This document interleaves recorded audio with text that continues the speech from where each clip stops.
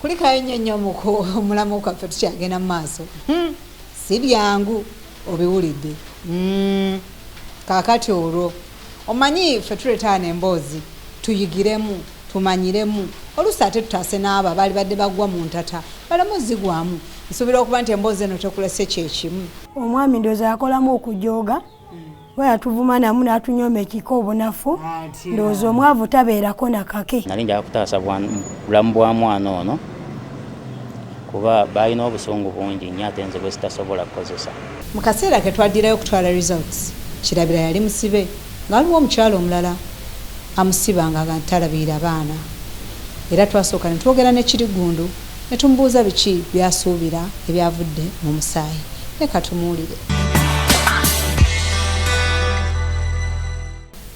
Tukomyewo wano ebbira bwe twali ku mulundi guli ensonga etrese eyo y'okumanya omuto gwe twajjako samples Kiggundu ya muzaala oba Kirabira.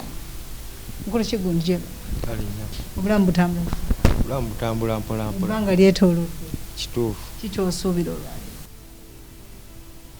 ekyo ekinaaba kizze kyonna singa omwana oyo yajja nga siwo sikiina mbuzi kiina mbuzi nga bamutwala singa ajja nti wo iye ekyo nkisanyukira nteekateeka ki gy'olinawo era enteekateeka eriwo ebeerawo yakulabirira mwana wange olina abaana bameka si bangi kunyo balinga oba omusajja tabalibwa baana balinga basatu kakati omwana ono oteeseteese mulerera wasinga abanga wo era wendi we mulerera naye mukyalo namulabira bulungi nakati amuntumi nga temunabanyalizawo kyamukutu ngambe bw'abawo womuleete omuyinaako buzibu kati emwava muno biki ebyabeerawo wayogerako ne Kirabira oba mwatambula butambuzi buli omu yakwatali kale omuntu atakwewa naawe era tomwewa kuba nze nali ŋŋendako kumpi awo ng'ewaabwe awo naye nga tammuka ebwakulaba ne yeebuzaabuza naye nkyanga tuvaano wali ogenzeko n'olingizaako ku mwana gw'osuubira okuba omu omwana abadde ajjangako neewasenga awe n'atuula awo n'abeera awo n'abanyumyanyumyamu kawogera bulungi kalina ebigambo ng'ani amuleetayo ko keereeta kokka kejjayo eri ne keesaze ekkubo ne kagenda ewasenga waako nkamuyita nti senga ani yakagamba kamuyite senga balabika engeri gye banneyiba ne banneyiba balabika balina bwe bakikwasaganya omwana okutegeera nti sengaawe bwatyo nno Kiggundu bwasobodde okuba nga ttaanya naye obuzibu tulina olwaleero nti Kirabira yasibwa era ekimusibya oba ekimuteesa mu kkomera nti alina abaana be yazaala mu mukyalo omulala mbwe yali talabirira ebyo nabyo tujja kuba tubitegeera bamusibirawa era bbanga kiri agenda okumala mu kkomera olwaleero tetutera kuleeta results ng'omuntu oli omulala taliiwo nolwera ebbanga nti ligenze ate ng'akyali mu kkomera ng'akyasaavinga ekibonerezo kye kakiiko kano oba kwerose wano bwe tutudde waliwo akwata ku nsonga z'abaana yagenda okuba ng'amuyimirirawo era omukolo ogw'okugaba results gugende mu maaso omwana bw'anaaba nga wa Kiggundu bajja kukola enteekateeka oli ng'avuddeyo bamudize Kiggundu bw'anaaba nga wa Kirabira era ajja sigala gy'ali webale nnyo kuba nga otambudde naffe puroguramu yaffe Taasa Amakaago ate ka tugende ku kyaturese ekyokumanya omwana wa Kiggundu oba wa Kirabira. Essaawa eno tugenda kuba nga ate tukwatagana ne musawo Nelson Mwesige abeere nga ate atusomera biki ebyavudde mu samples ze twajja wano ku LC era jjukira omukolo twakukolera wano wakati w'omwana omuto gatako bataata ababiri abalowoozi bantu kuba na bataata ababiri kwe kuli omu azaala omwana ono tweyanziza nnyo musawo Nelson.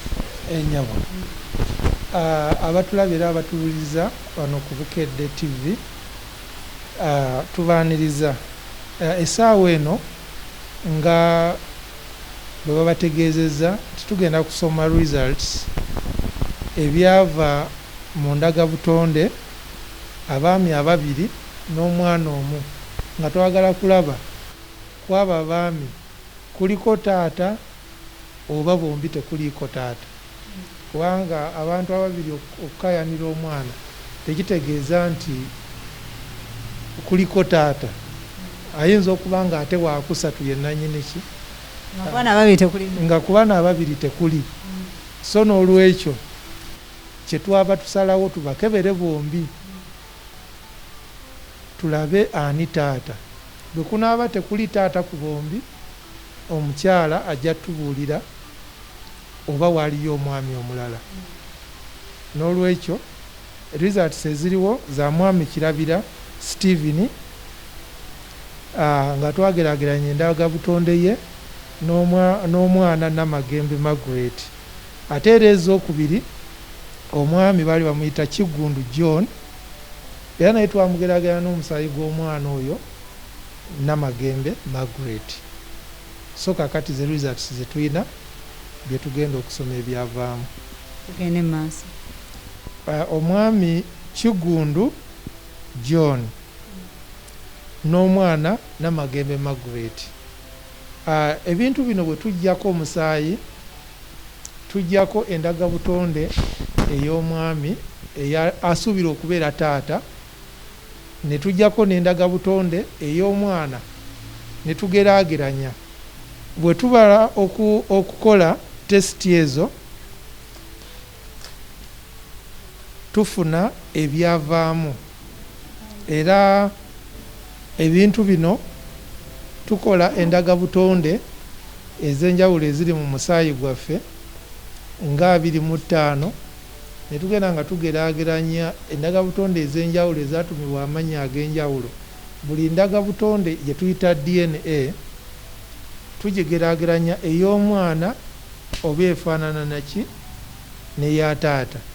Kati 25 zonna zino zirina okubeera nga bafaananya, kubanga taata waliwo ze tuyita chromosomes, obuguwa obwo okutuula endaga butonde.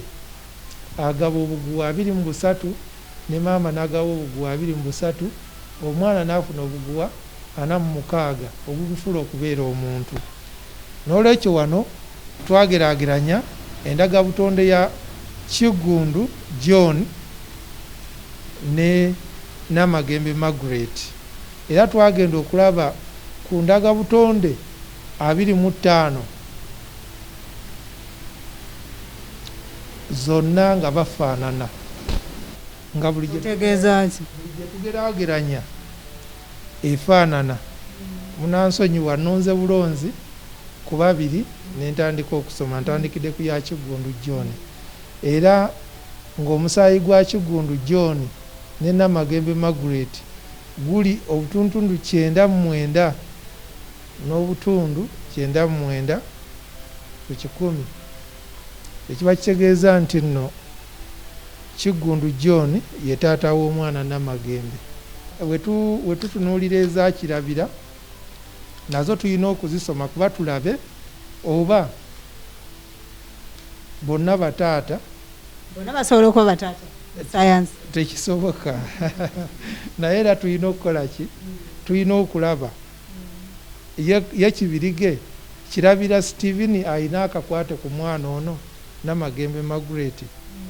Twagenda okukola endaga butonde zaabwe nga tuzigeraageranya 25, twasanga nga tebakwatagana, omusaayi gwabwe tegukwatagana. Era ne kiraga nti nno wano baba bagamba paternity excluded. Kirabira Stephen agibwamu okuba nga si ye taata w'omwana Namagembe Margret. Omusaayi gwabwe gwali tegukwatagana. Kya nnaku nnyo nti Kirabira Stephen taliwo wano, ali mukomera. Naye ekyo kimpa ekyokulowooza.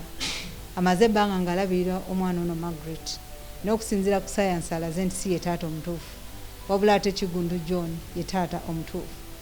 Naye ng'ekyamutwaza mu kkomera oba ekimutwaza essaawa eno okuba nga ali ku mayere oba nga enjogera bweri ndi talabirira baana.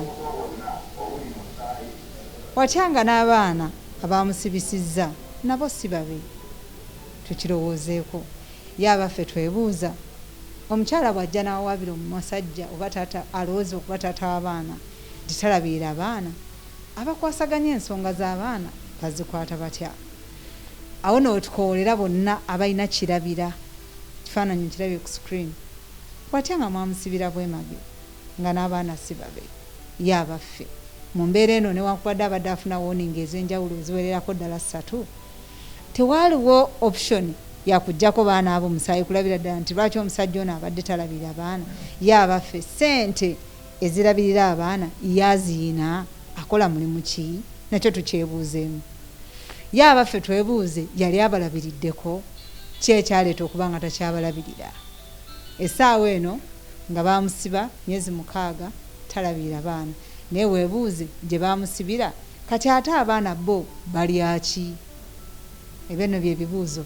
Kyanaku nnyo nti sibambi taliiwo wano naye tujja kuba tetumugobererako ko nabo nga bweri puroguramu yaffe Taasa Amakaago tusobole okuba nga tumuluŋŋamya naye asobole okuggyako abaana bali omusaayi tumanye babe oba si babe. Weewa wayinza okuba naye ng'ate lino eggulire eryolwaleero ligenda mukubira ddala wala kubanga ono omwana yabadde amulabirira. Wattu katuwumulemuko katono.